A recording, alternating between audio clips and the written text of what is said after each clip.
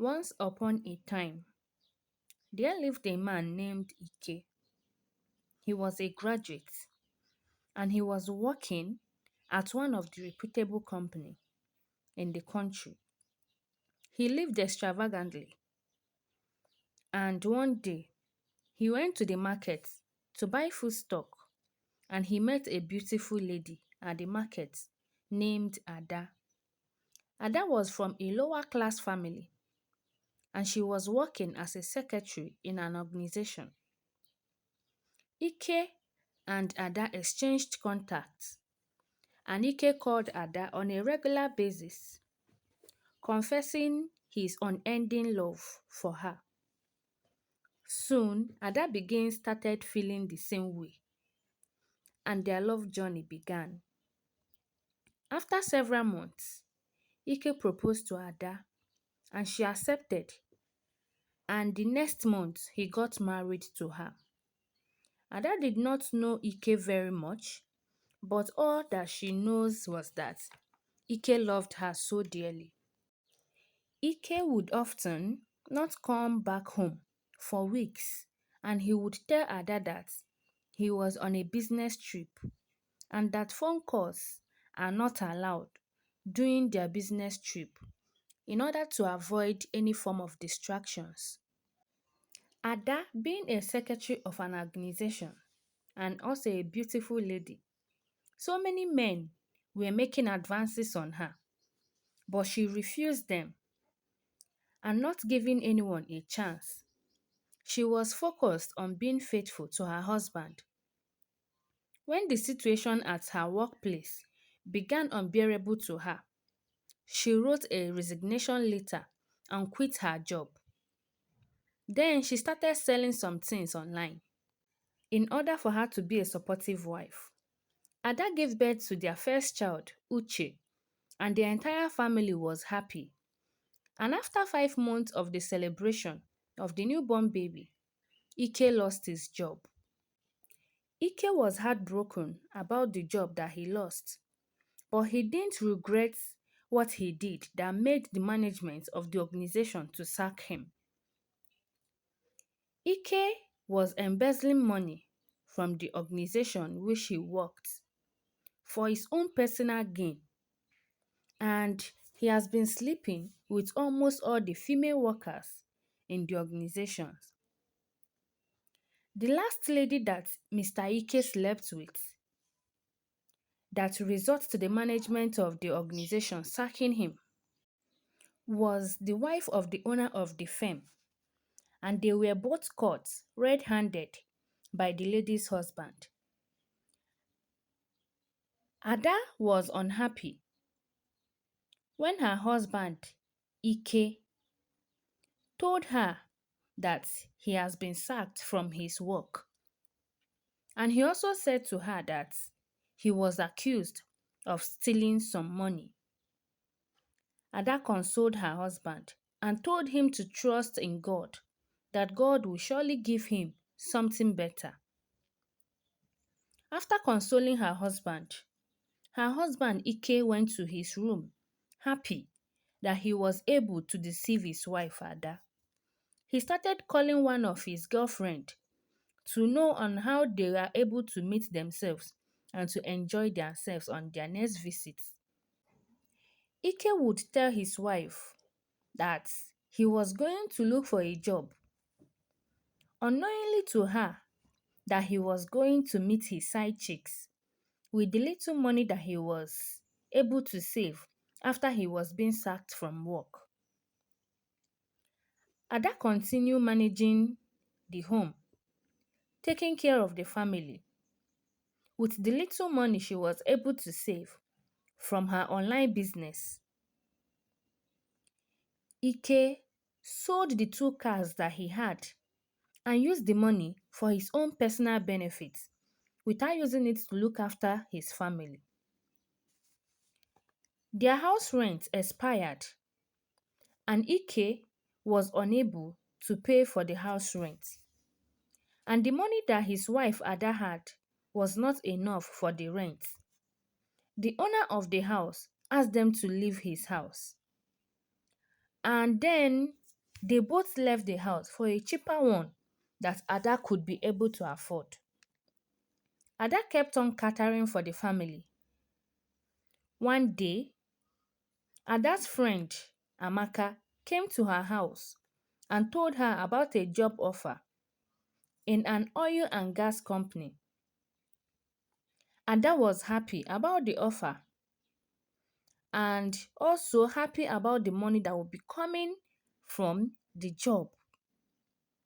But Ada begged her friend for the job to be given to her husband instead of her, since her husband doesn't have anything doing at the moment.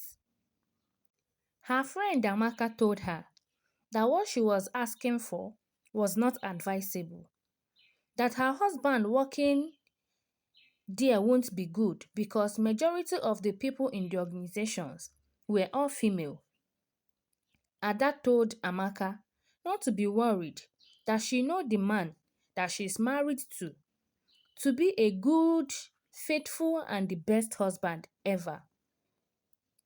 The job was given to Ike and he was happy about the offer. The first month that Ike started working in the organization, he brought little money home for his wife Ada.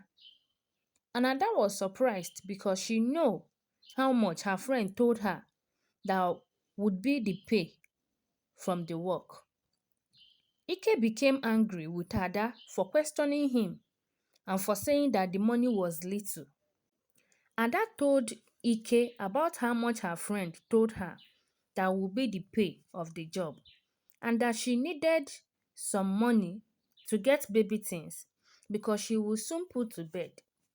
Ike slapped Ada on her face for questioning him, saying that she's to manage whatsoever that he gave to her.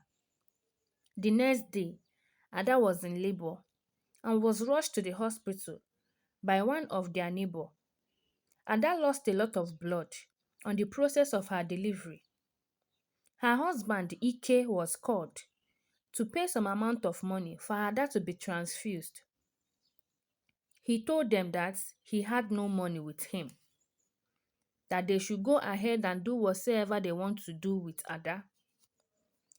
Ada's mother was called from the village and she was able to send some money that she made from some of her farm produce before Ada was able to be transfused. The next day, Ada came back home, but her husband did not come back home. Rather did he come to visit her in the hospital. Ike came back after 3 months and told his wife that his phone was off while he was on the business trip. Ada told her husband that their house rent has expired and that the owner of the apartment has been disturbing her about the rent ever since he left. Ike didn't say a word to his wife. All that he did was to go into the room and pick some of his personal items and then left again. Ada called Amaka, her friend, to know if she was also going to the business trip. And Amaka told her that there was nothing like business trip in their workplace. Later, Ike came back home the next day and told Ada that since the owner of the apartment was disturbing her about the rent, that she should find her way and let him find his own way. He said to her that he has gotten another apartment elsewhere where he and his side chick were going to be staying. She should make arrangements for herself and her useless children. He handed a signed divorce paper to her. Ada was heartbroken because she didn't do anything to deserve the bad treatment from her husband. Ada pleaded with him to stay back for the sake of their children, but he refused and paid deaf ear to what she was saying, and then he left his wife and children for his side chick. In the afternoon, Ada's first child, Uche, came back home from school and saw his mommy crying. He consoled her, and Amaka told Uche about what has happened. Life was so hard for Ada and her children. Uche was sent out from school. Ada started hawking in the market to put food on the table and to send her children to school.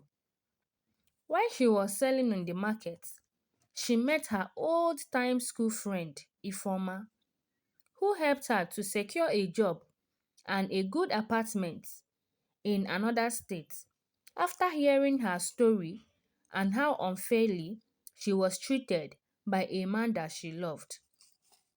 Ada was able to see her two children, Uche and Chisom, to school. Uche and Chisom grew up to be a successful people in life through the help of their mother and their stepfather, Mr. Ifani, who took them and loved them as if they were his biological children. After 20 years that Ike divorced his wife and children, he came back looking hungry and malnourished, begging for Ada and her children for forgiveness, saying that it was deceived by the devil and that his girlfriend has infected him with a deadly sexual transmitted disease, that he don't want to die with no one bearing his name. Ada and her children forgave him, but Uche and Chisom vowed on never to answer his name. They told him that they do not consider him as their father, that they have their father, which is Mr. Ifani. Ike went back to his house and stayed with his infected side chick with no child, and he later died a shameful death.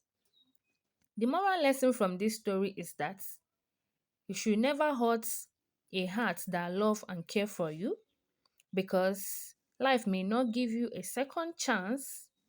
Thank you for watching.